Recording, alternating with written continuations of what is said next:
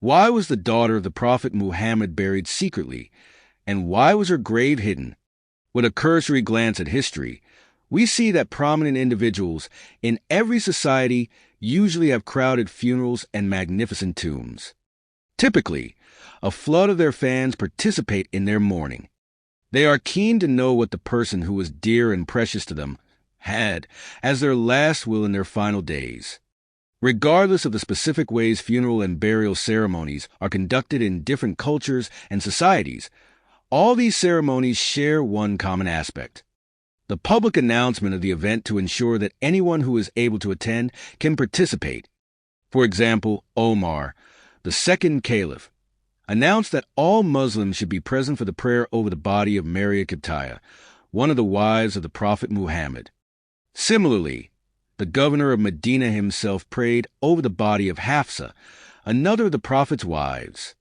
Despite all these descriptions, there exists a significant ambiguity from the early Islam and after the passing of the Prophet Muhammad concerning one of the greatest personalities in Islam.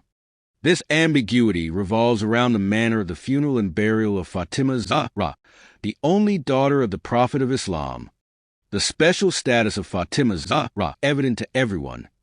However, to gain a deeper understanding of her, only two specific points about her are mentioned here.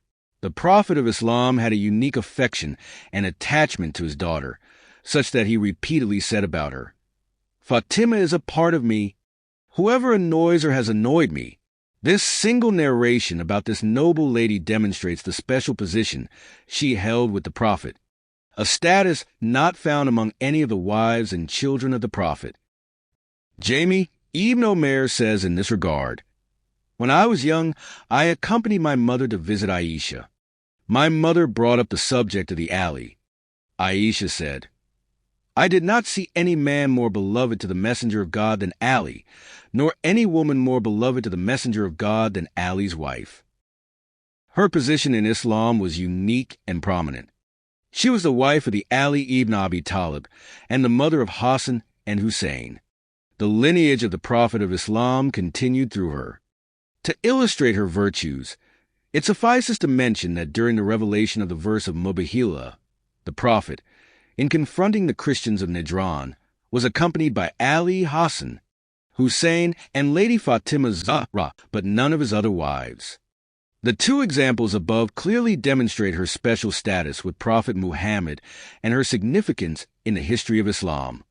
However, these questions occupy the mind of every truth-seeking individual.